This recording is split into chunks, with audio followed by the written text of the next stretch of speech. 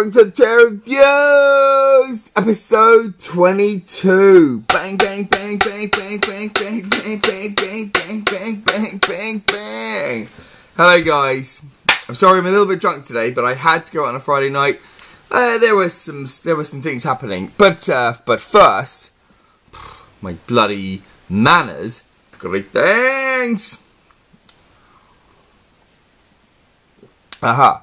So, I'm just going to say, quickly, that this episode is slightly sponsored by Matt Baker and Becky Phillips, who've both given me ideas. Some of them are coming along anyway.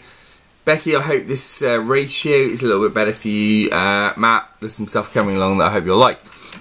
So, let's get into the films. Okay, a thin week, as I said, February. Oh, can they not just just feed us in a little bit of stuff through February? No. The answer is no.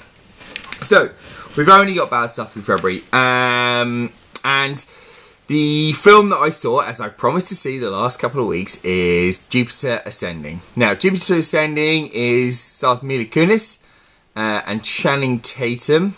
Mila Kunis as essentially like a copy of the one from The Matrix. It's directed and written by the Wachowskis.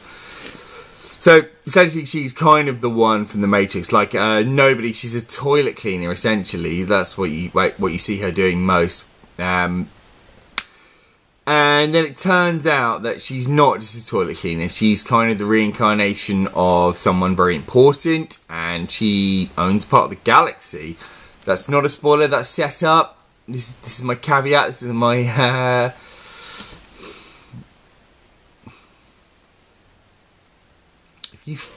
it's my legal clause. But anyway. So she finds out that she is pretty much one of the owners of the universe. She's a part of the House of Abraxas, which is made up of Eddie Redmayne, some other guy, and some other girl. And I don't think I'm being harsh by slicing them in that way. And Channing Tatum comes to find her. Because there's a bounty on her because, certain people want her not to be around, essentially. So, so she is she's kind of a princess or a queen of the galaxy. And Channing Tatum comes to find her. And he takes her, and there's this epic kind of battle, not epic battle, but it's a pretty stirring sky battle in New York. And then they go off and they find Sean Bean, and he's like an ex-military guy, and he tells her some stuff as well, like about bees, which is really important.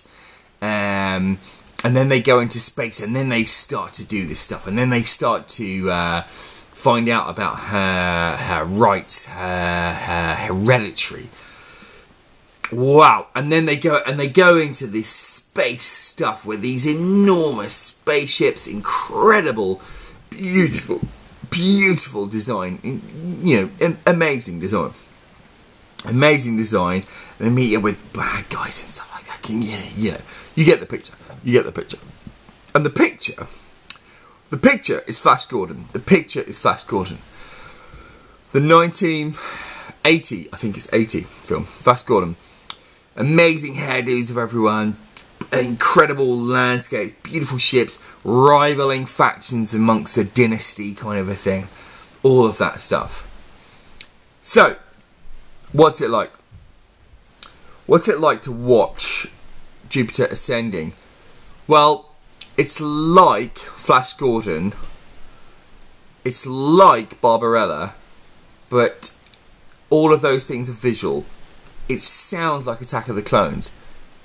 It's pathetic. It's dull. It's boring. It's shit.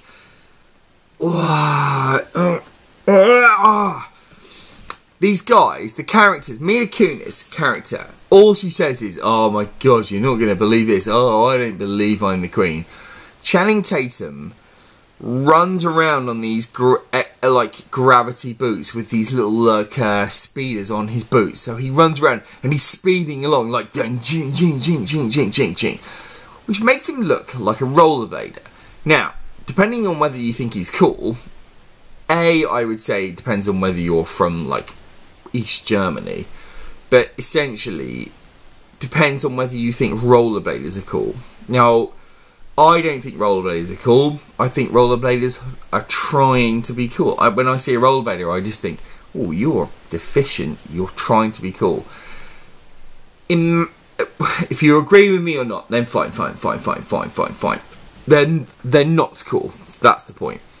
Imagine then a rollerblader with pointy ears and a little crappy ginger Mr. Tumnus beard.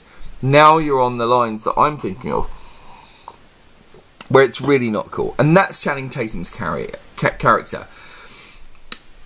All the characters in this film are taken so seriously. So you're surrounded by this high camp, these amazing visuals. And these bad guys, I'll go into the bad guys in a minute. But you're surrounded by these visuals. The people that are trying to do good are so dull. They're so decrepitly dull. I just hated Mila Kunis. Every time she was on the screen with Channing Tatum, I just thought, you're so boring. Just get you're just disgustingly dull. And it took about like half an hour for me to realise this when I was watching the film, just going, hey, why do I pretty much hate this film with all the surroundings that are going on? It's because the characters are pathetically dull. It's Barney Ross syndrome, who I've mentioned in The Expendables. Channing Tatum is Barney Ross. He's so dull. He's a man who's gotta find this. He's gotta do this. That's what Sean Bean's telling him. It's pathetic. It's boring. It's utterly, excruciatingly dull. I just hated him.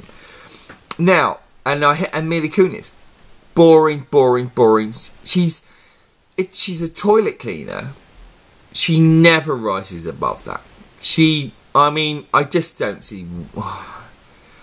It's just not fascinating that she's a toilet cleaner, because even when she's the queen of the universe, you just think, well, I think she can clean my toilet. That's about it. It's rubbish. The bad guys are made up of essentially of three folk. There's an English guy. He has the best lines. He does the best out of it. There's a sister that she meets who's yeah. She put, like, every line she says. The direction of this film is so bad. Every line she says, she goes, and you could do this. It's pathetic. It's boring. It's so bad. And then there's Eddie Redmayne, who's going like this, channeling his best. Voldemort. He's doing Voldemort. At least he looks like he's having some fun, but it's pathetic. It doesn't work. It's just awful. This film is awful, as I say. Flash Gordon and Barbarella, but soaked in Attack of the Clones, with boring expositional script, which no one likes. Fantastic special effects. Oh, by all means. But utterly rubbish. Utterly rubbish. Oh! Now, Matt Baker, you asked for visual aids. Visual aids. It's 2 stalls for Jupiter Ascending. Jupiter's not ascending. I'd rather have a dump on the moon. I hope you can see these turds. I'd rather have a dump on the moon. Jupiter's not ascending. It's awful. It's rubbish. It's rubbish. Just because it's visual aids. Okay. Now, so that's the only film I saw at the cinema, and I'll talk to you a little bit about next week's cinema in a moment. What I saw on DVD this week, only one film to tell you about really, is What Maisie Knew. Now I should have looked up the director. I haven't. I apologise for that. But What Maisie Knew stars Julianne Moore as a mum and Alan Partridge, sorry, that's his name, Stephen Coogan as a dad. And they have a daughter, and they are going through a divorce. So at the beginning of the film, you come into this divorce scenario. And the film is a fantastically judged. It's from a book by Henry James, which is 100 years ago, apparently. Let's have a drink. Apparently it's 100 years old, which strikes me as really, really strange, considering that 100 years ago, I think that divorce is not so common. Now, bread and butter. But anyway, yeah, and the film is from Maisie's point of view. Maisie is the little girl, and it's from her point of view. And the film skips along months and months and months ahead. Like, it skips along in monthly periods, kind of like every 3 months, 4 months, 6 months, maybe. And sees what the parents are doing, and they kind of swap her around, and they get gradually more agitated with each other, and they swap her around. Now, if you can imagine my face when I got this, like everyone had said it was good, and I just went, Christ, I don't want to watch a film about some little girl. Some American girl plucking the heartstrings in between two divorced parents. I couldn't have imagined a worse thing I would want to watch. And I couldn't have been more wrong. It's utterly, utterly charming. It's a brilliant film. I think it's really nails on the head here.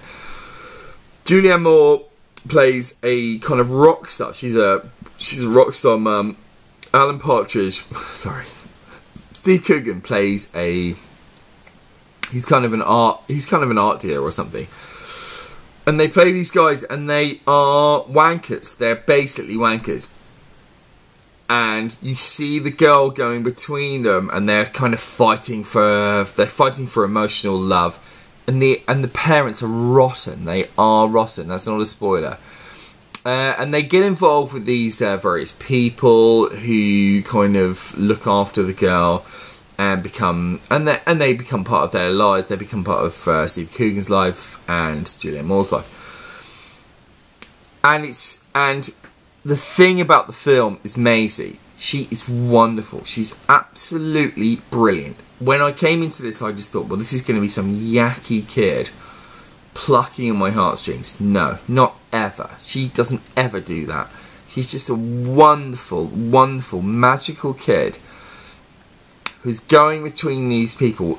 She's just building up this resilience, just trying to make friends with the people who her parents bring into her life. That's what kids do. They just adapt and say, well, look, okay, this guy's here or this girl's here. I'll fall in love with them because they are going to look after me. It's wonderful. She is fantastic. This girl is fantastic. She doesn't ever go for crying or anything like that. She just does. She's got a little chimpanzee face, and she just reacts. Wow, I haven't seen child acting like this for a long time, since Dakota Fanning, I would say, in Man on Fire, or something along those lines. She's fantastic. It's a brilliant film about relationships. I really liked this film. Have I said all there is to say? Yeah, without giving any... There's not much to give away. But What Maisie Knew is a joyous film, and... Visual aids. 2 thrones. Get the queens there. Her Madge representing the 2 thrones. So, 2 thrones for What Maisie Knew, because it's an absolutely terrific film. Go and see it. It's from 2012, not too old. Absolutely worth seeing. Really, really, really, really, really good. Right, so there's not that much this week. So, oh fuck, hang on.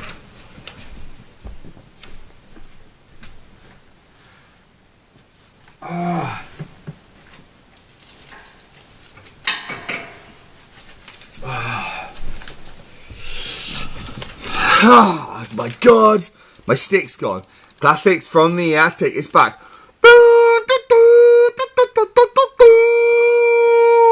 So these are my films. I've got a chance to show you some of my films.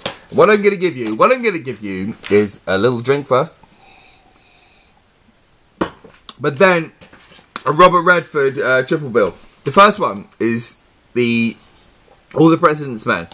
Now, this is the third of Alan J. Pakula's paranoid, brilliant 70s trilogy.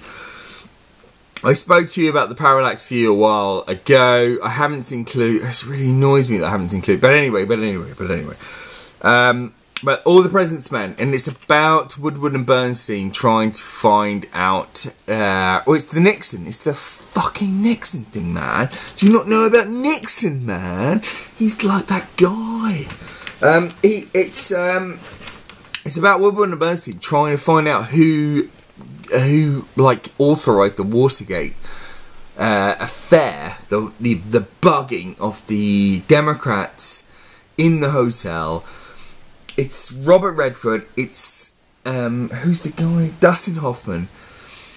It's fantastic. It's one of those 70s films that Superman 2 kind of looks like it because it's set in a press office, I guess.